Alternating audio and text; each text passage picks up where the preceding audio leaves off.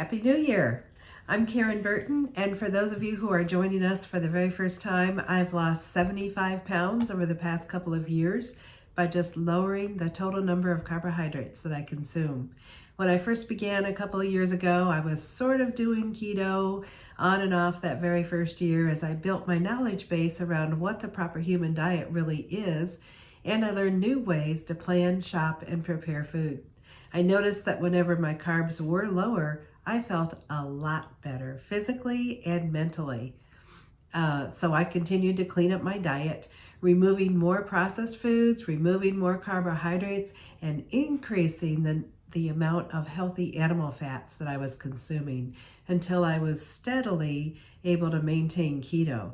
And once I cleaned things up in that way, it actually was very easy. The transition was difficult. Transitions are always hard.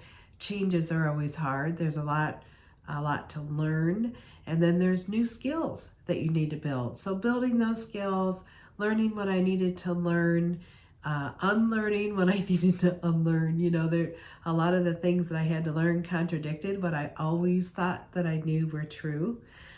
So that's hard. Change is hard, but it was so well worth it. And then once I got through the changes, I'll never be through. I'm always learning and growing, and but once I got to a certain point where I had built some knowledge base and I had built some of that skill set, it actually was very easy. It's not like any diet that I've ever been on before, where it was a daily struggle to try to stay on plan, even when you knew what the plan was. We knew what all of the health information was, It was very hard to maintain. And this is not that way. It's a difficult transition because it's new.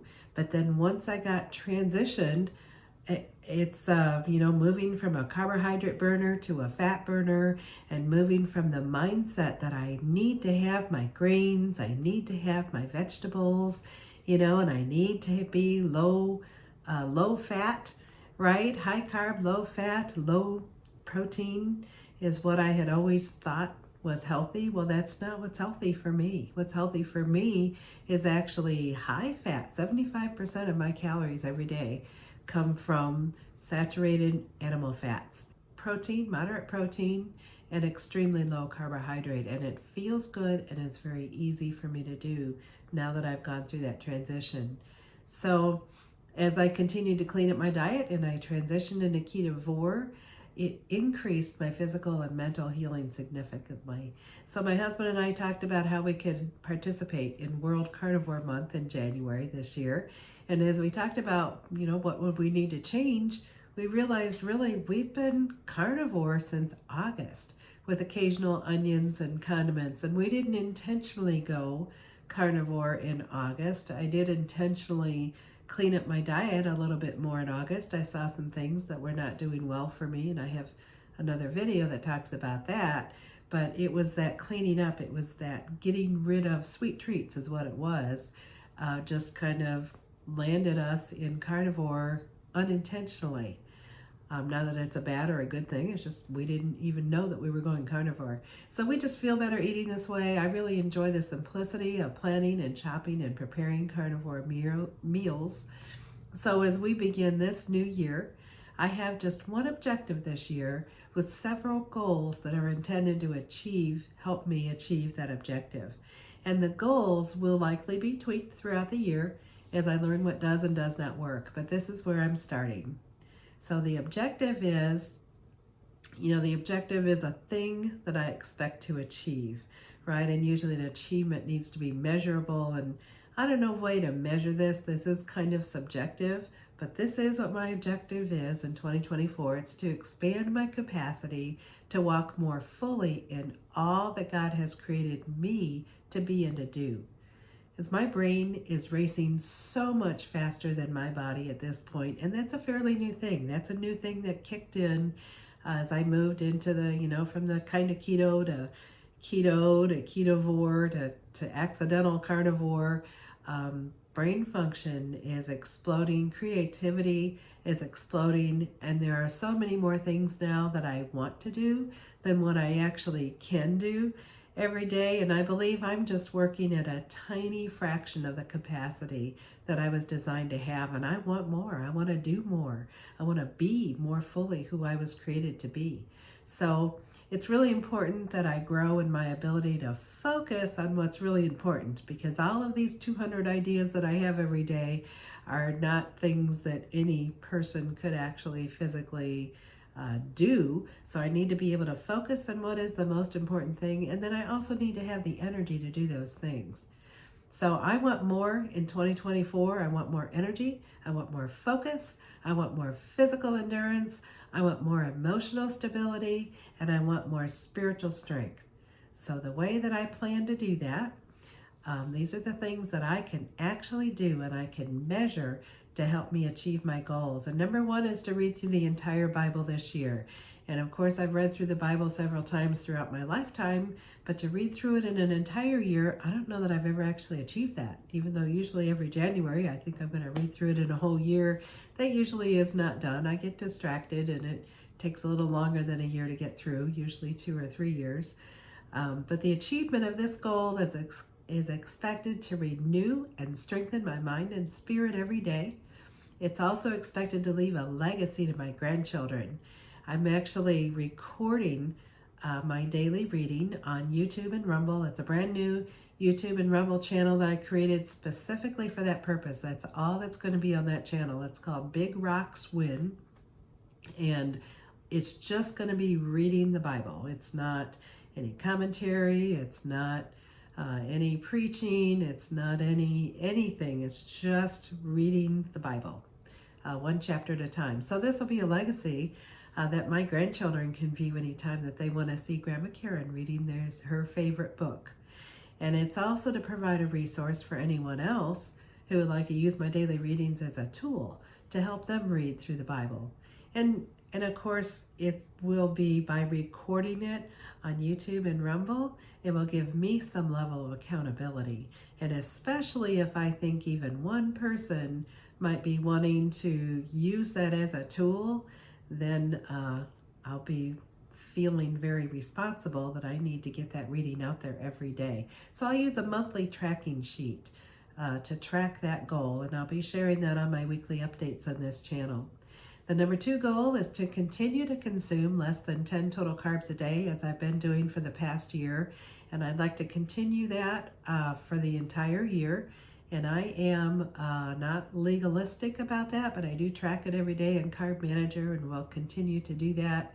And the goal is less than 10 total carbs a day, most days. Okay, and so for a week, that will be 6 or 7 days a week. Achievement of that goal is expected to continue the healing in my body.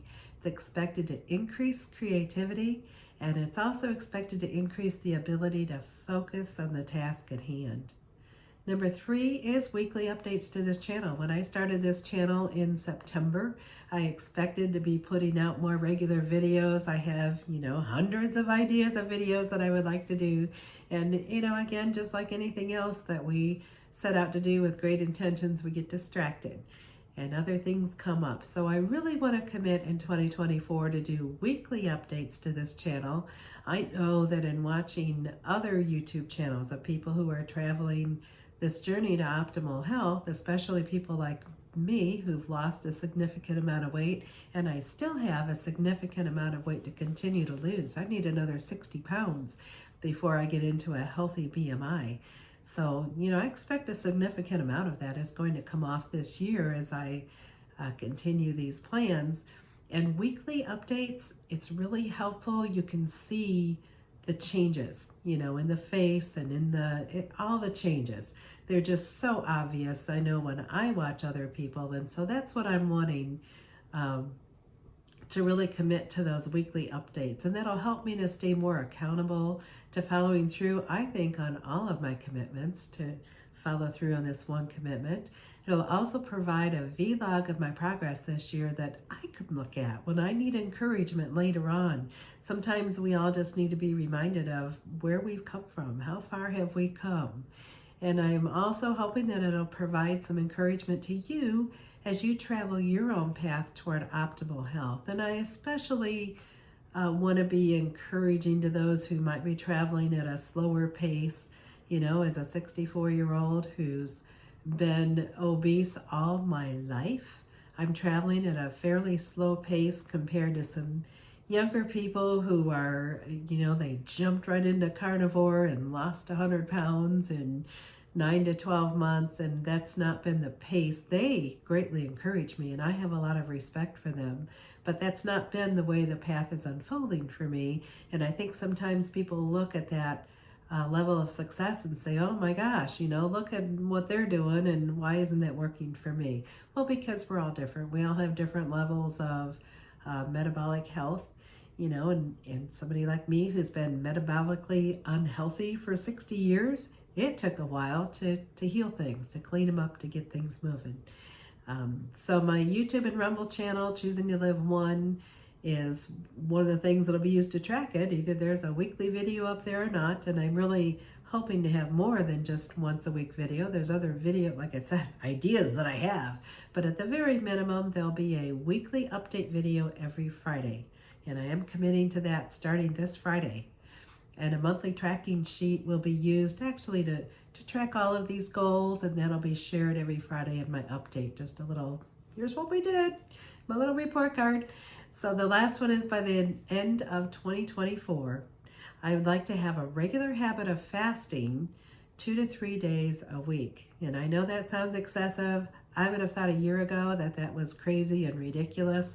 But I'll tell you, one of the things that happens when you lose a significant amount of weight that's been hanging around for quite a while, there's some skin, right, that begins to hang a little bit. I'm down 75. I'm going to lose another 55 to 60 probably this year.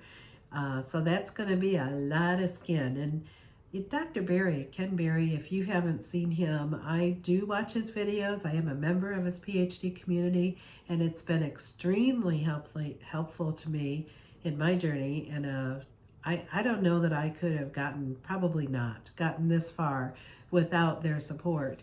But he talks about autophagy and how important that is something that you can use to actually tighten up that skin over the period of just a year or two. And the way you kick in increased level of autophagy is you do fasting. And what he recommends for the skin, you know, all that loose skin to be tightened up, is to fast 2 consecutive days every week, and every other week to fast 3 consecutive days. So I have not had a regular habit of fasting ever. I have done, you know, little fasting here and there for spiritual reasons, but I've never done it for physical reasons. And I had a concern about mixing the physical and the spiritual and getting those. I did not want to get them mixed in together. I was concerned that if I did fasting for both of those, that I might in my mind think that I'm fasting for spiritual reasons, but I'm really looking for a physical result, and that was somehow tainted, you know, somehow not an offering that God would appreciate. So I didn't want to offend God. That's what I was really afraid of. I was afraid that I would offend God by not having a pure heart toward the fast. And what I've been learning over the last couple of years as I've been cleaning up my diet and getting a lot healthier physically and emotionally and mentally is you cannot separate your spirit from your physical. It's like they are tied together. They work together. And God knows my heart. And this fasting that I want to do, it's going to have spiritual benefits, but truly the motivation on this one is the physical benefits.